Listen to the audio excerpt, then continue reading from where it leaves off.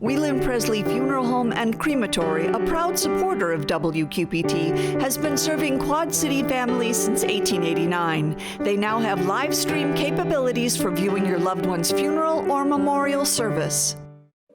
At IHM VCU, we've always been here for you. You are and always will be our top priority. We care about your financial and physical health, and we are here. IHM VCU is a proud supporter of WQPT. A new voice for the Catholic faithful in Western Illinois and the economic side of a war that doesn't involve us, but really does in the cities.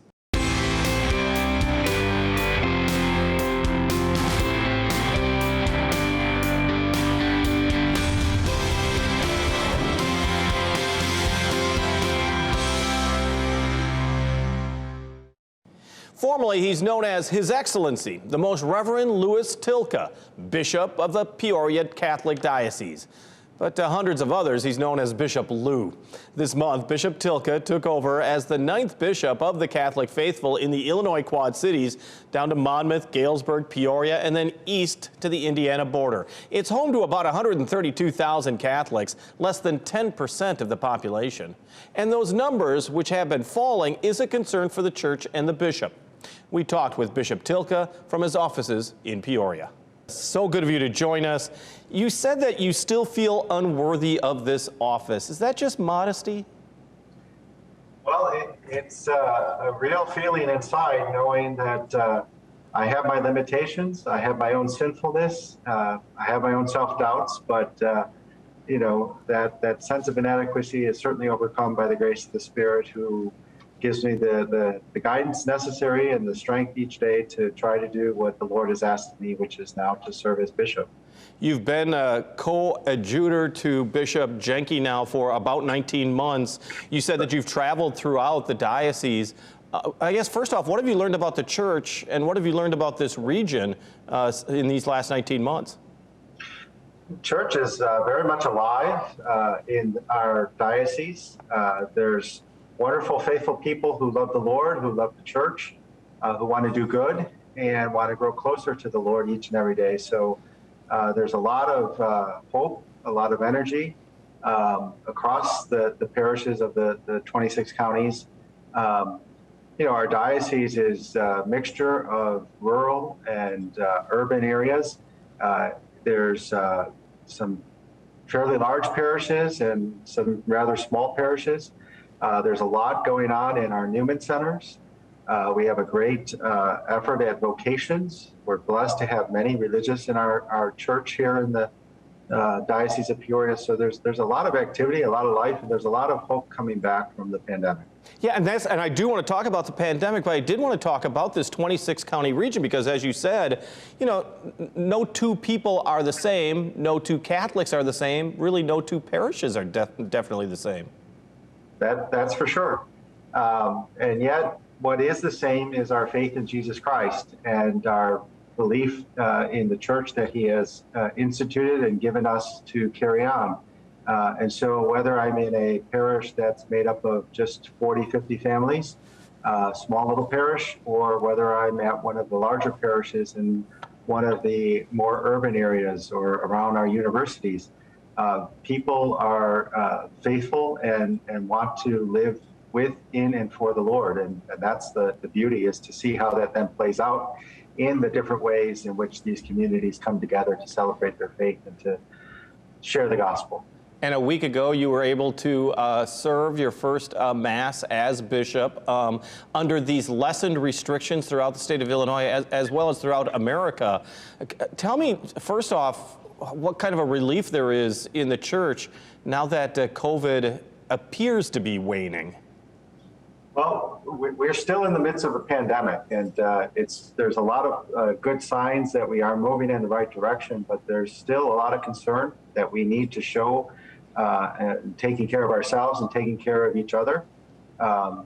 You know, the celebrating Mass publicly for the first time as the diocesan bishop was a wonderful experience, a lot different from when I was ordained a bishop in the same cathedral back in July of 2020. In July of 2020, of course, there was limitations on how many people could be there. There were a lot of social distancing. People were wearing masks. I myself had to wear a mask and a face shield for part of the ceremony. So the fact that the restrictions seem to ease and we're moving in the right direction is a good thing. But I don't think we should consider ourselves completely out of the pandemic. We're learning to live more with it, and certainly learning to how we can better navigate now, especially because of the blessing of having vaccines and having therapeutic drugs that can help us to fight off the coronavirus, if we were to get it. But what a crushing impact it had for the last 2 years for the faithful of all faiths. The fact that you couldn't gather for funerals, the fact that, there were limitations when it came to baptisms, even communion, all the things that I think in so many ways we took for granted, really we had to question over the last 2 years. Yes. The experience that we've all shared in the last 2 years has really changed the way we live. We hear a lot of talk about going back to normal. It's a new normal. It's not the same normal. The experience of living through a pandemic reshapes how we live our life. And certainly we struggled and so often had to make decisions so quickly because things were changing so rapidly as the pandemic began, and we were just learning what we were dealing with. Some of those decisions were so important and were the right decisions to help us stay safe. Along the way, I'm sure there were other decisions that perhaps we might look back in hindsight and say, well, maybe that wasn't necessary or we could have done it differently. But it has reshaped how we live our life, and as we can look back and see what we lost, which we did lose a lot. Most importantly, we lost people's lives. But we also can look back and see what we have gained. We've gained an awareness of how much we need each other, how much we have to care for one another, how much our human nature wants to be with the other people. And that cannot be replaced by, even as we're doing this interview over Zoom. I mean, the physical proximity, the closeness that we need to be around people, to show them love and support and compassion, and we need that ourselves. That cannot be replaced via a computer or a phone or even through a window. We need to be around each other. So there's a lot of good things that have come out of the pandemic that, and perhaps one of the best things is that awareness of our desire to be with each other and to actually physically be with each other, be close to one another, to have a good relationship. And does it not, in times of personal crisis, perhaps build our faith even stronger? Absolutely. There's many stories that I've encountered with people who perhaps have fallen away from their faith, perhaps not even ever been exposed to a faith life that when you're confronted with existential questions, when you're confronted with the reality of your world not being what you're used to, that helps you to step back and ask the bigger questions. What is my purpose? Who am I? And who does God want me to be? And so in many ways, the experience of the pandemic has invited people into a deeper experience of faith, and perhaps for some even just opened it up for them as a new possibility in their life. As you so well know, Catholic Church has been facing so many struggles in keeping the faithful going to church, having their families go to Catholic schools as well. You've seen declining enrollments. We've seen it in the Quad City area. Talk me through that as far as your plans for the future, perhaps specifically for schools such as Alleman High School that has seen a large decrease in student attendance. Well, I would back that up and say that, there's been a decrease in participation in people's faith, not just the Catholic faith, but across all faith traditions. That decline has been going on for decades. People tend to have become much more individualistic, thinking they can do it on their own, live without God. If they're going to live without God, that usually means they're going to live without a church or faith tradition. The pandemic only heightened that reality. And as the Holy Father reminds us quite often, we are living in a new age, a new apostolic age, a change of the ages, because what we can rely on in the past has shifted because the world has moved so much in a different direction today. And so our task of bringing people to church is first a task of bringing people to God. That's personal encounter with Jesus Christ that transforms them, that they realize how much God loves them and cares for them, that makes all the difference in going day to day. When that gets moved further on into living as a part of a faith community, participating in worship of God, that obviously has to become central to who we are if we are going to say that we are a follower of God, follower of Jesus Christ. Furthering that out into the mission that the church has to teach the faith in our schools, we certainly have to continue to invite people into that reality and that possibility. You're talking specifically about Alleman High School up in the Quad Cities area. Alleman, along with the four others of our, we have 6 Catholic high schools. One of the high schools, Central Catholic in Bloomington, already did a strategic planning process a couple of years ago, but the other 5 high schools, including Alleman, have been working on a strategic plan process over the last 7-8 months, and that's nearing completion. And so they have hopefully a good plan on how to grow the school for the future and make it sustainable.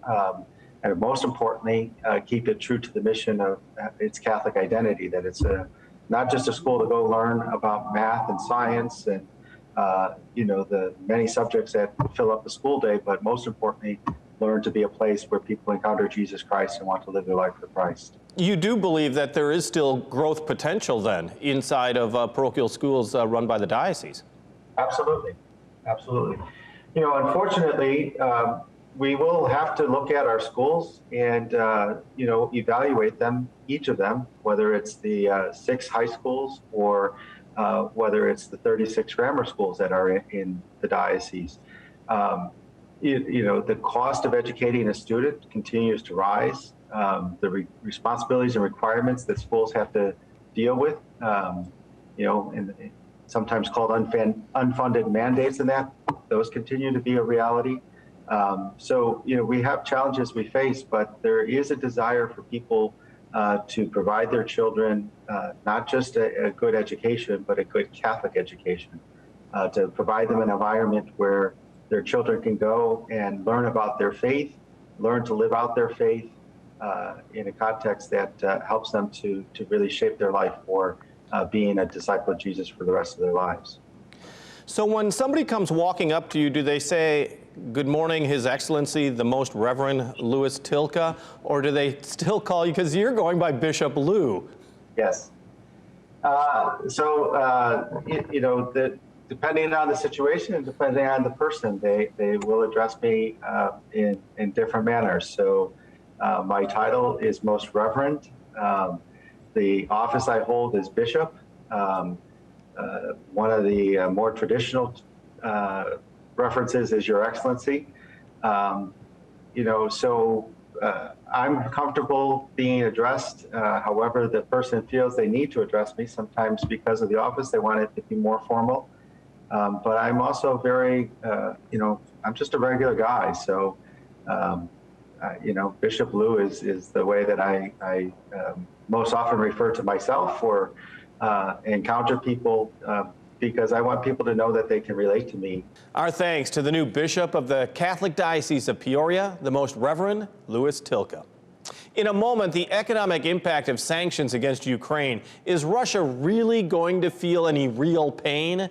But first, welcome to spring. Finally, right? Laura Adams always has some great ideas for you, your friends, your family, if you all want to venture out and about.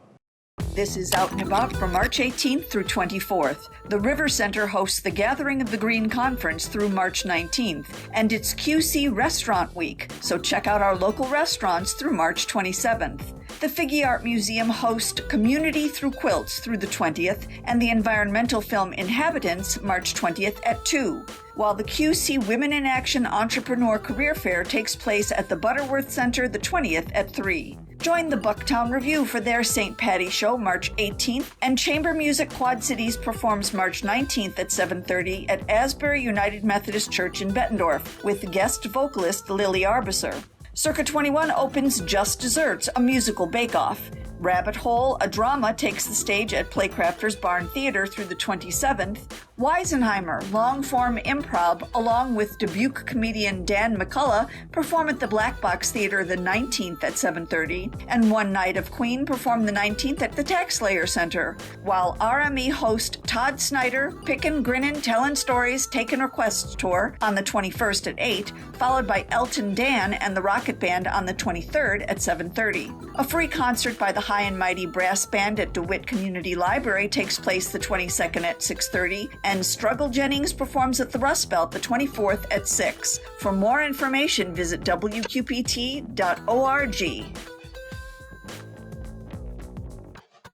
Thank you, Laura. The list of sanctioned items against the Putin government in Russia is increasing. But will its intended target really feel any pain? Probably, but so will tens of millions of other people. We talked with Western Illinois University economics professor Dr. William Polly about the likely impact we're going to continue to see as the West tries to tighten the grip to help defend Ukraine. Dr. Polly, how effective can sanctions be on a nation as big as Russia? Well, countries tend to impose sanctions on other countries when they would like to effect some kind of change in policy or even to effect some kind of regime change. Most notably for the United States, we've imposed sanctions on Cuba, on North Korea, Venezuela. And in those cases, certainly regime change would have been something that the United States was hoping for. But the effectiveness of sanctions is quite varied when they've been used across the world by different countries at different times. Obviously, you look at our sanctions against North Korea or Cuba have not perhaps produced the desired result that we wanted when they were imposed. So they do not always have the intended result. But against a large country like Russia, it is even more difficult because Russia has other options besides trading with the United States or Europe. They have countries within their sphere of influence. Most notably these days, China is becoming very closely allied with Russia. And so, for example, when the European nations and the United States decided to remove certain Russian banks from the SWIFT financial system this past week, it's unknown just how much of an effect that is going to have because Russia and China were working on a system of their own. So if they have other options that they can use to get around those sanctions, then that certainly weakens the power of the sanctions. But we're seeing sanctions right now from so many different nations, virtually all of Europe, all of the Western economies, all going against one country, Russia. Is that going to have a greater impact, you think? Well, I think it will. And certainly it is going to hurt Europe more than it hurts the United States because they do trade more with Russia in terms of natural gas and oil, which are two of Russia's largest exports. And it's money that they are very dependent on for their own domestic economy in Russia, as well as for their military spending. That is certainly a big key component of where they get that income. And for Europe, it's going to be very difficult if they were to have to, say, boycott all Russian oil or natural gas. In the United States, I was just listening to some news today.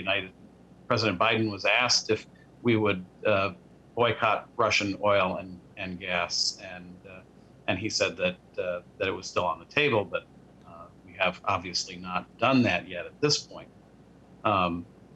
United States gets very little of its oil from Russia. It's about 7 or 8% of our imports. And we import roughly about half of our domestic consumption. So in terms of total oil consumed in the United States, Russia makes up about 3%. So it would not affect us nearly as much as it would Russia, or as it would Europe. As we've seen time and again, sanctions not only hurt the nation that's being sanctioned, but also the countries that are doing the sanctioning. But in some ways, there's really no alternative for Western nations that don't want to go to actual physical war as opposed to an economic war, so to speak. Right. No one wants to be involved in a hot war with Russia or any major power. And so sanctions are a way to try to inflict some economic damage without actually having to fire missiles at each other. And like I said, it works sometimes better than others, but oftentimes it is the only option, or it is symbolic, certainly. And a lot of our sanctions in the past have tended towards the symbolic. And I think a lot of people may have, including Russia, may have been thinking that whatever sanctions the United States and Europe would have.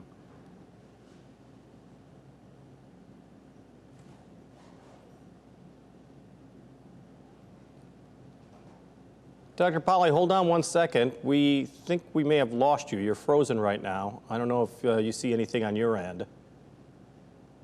I don't see any change. Oh, there we go. Now you're back. You're back. You froze there for a second. So, I mean, we can continue from there.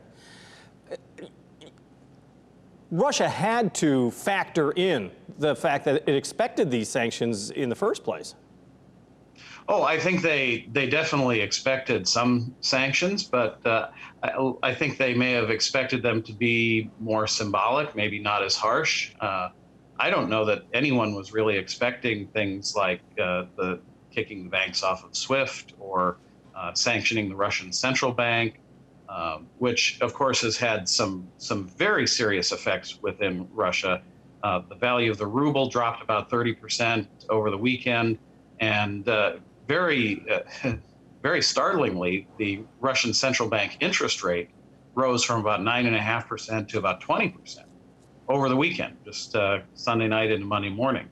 And that was, you can imagine if that were to happen in a country like the United States. Now, the Russian economy and the United States economy are different. I think there's, perhaps a little bit less impact on some of the day-to-day things, but certainly on businesses and on government, that kind of an interest rate increase is going to be very, very difficult for them to work around.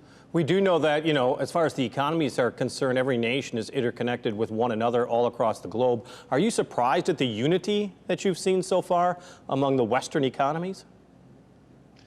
A little bit surprised. I think when the tensions started to escalate over the last few weeks, I think a lot of people were expecting this to be a fairly short duration war.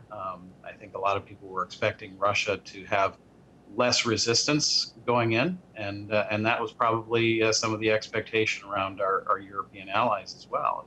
They may have been taking more of a wait-and-see approach before really digging deep into the bag of sanctions to impose against Russia. When they saw that Ukraine was actually mounting a pretty good resistance to the Russian invasion, then I think it gave Europe and the United States a little bit more courage to be able to impose some more significant sanctions than we may have expected in December or earlier. Well, and let's be honest, we're in the midst of inflation, serious economic turmoil because of the pandemic. Russia must have factored that in as well, thinking, oh, they'll never go this far. I mean the Western nations, because they're already suffering. Well, that's an interesting question. Russia certainly suffered as a result of the pandemic as well. And I think that's one of the points that maybe some of the major news outlets and commentators have left out of the discussion. When we had the lockdowns worldwide and economies worldwide slowed down, that decreased the demand for Russian oil. And we don't know exactly how much that impacted them over the last couple of years, but it was probably fairly significant. And so Russia's economy is probably not doing as well as we may have thought a couple of years ago because of the pandemic, because of the decline in oil.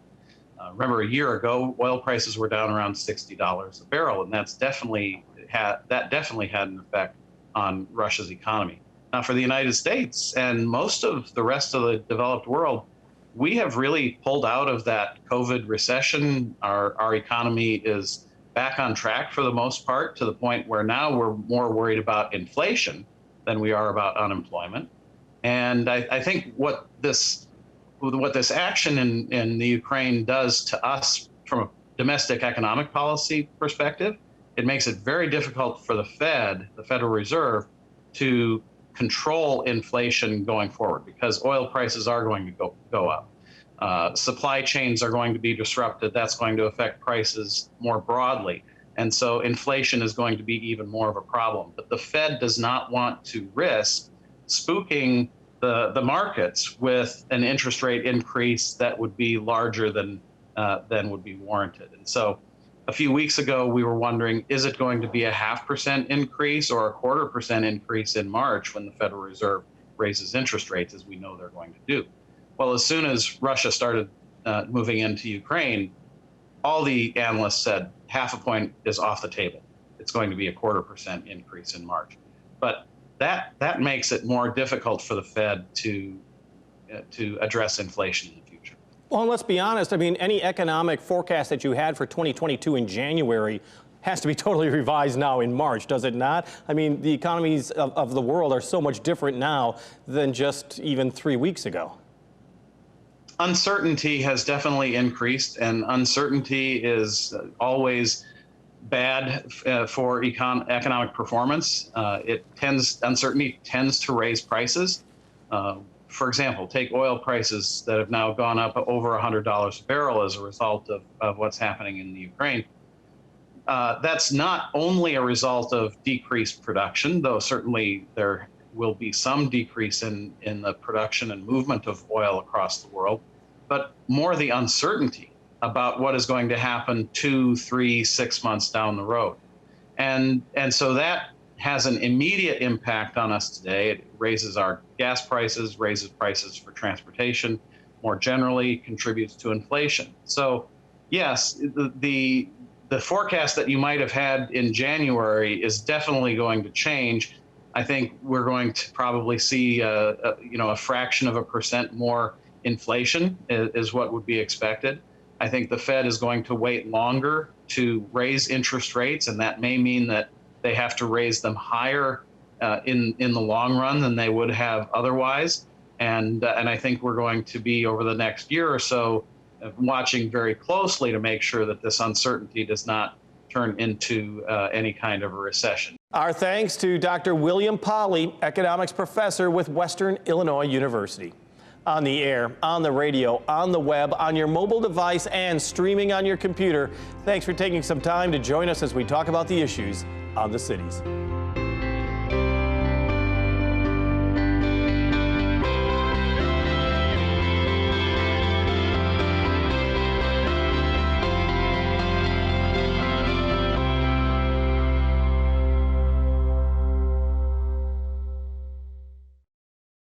Whelan Presley Funeral Home and Crematory, a proud supporter of WQPT, has been serving Quad City families since 1889. They now have live stream capabilities for viewing your loved one's funeral or memorial service. At IHM VCU, we've always been here for you. You are and always will be our top priority. We care about your financial and physical health, and we are here. IHM VCU is a proud supporter of WQPT.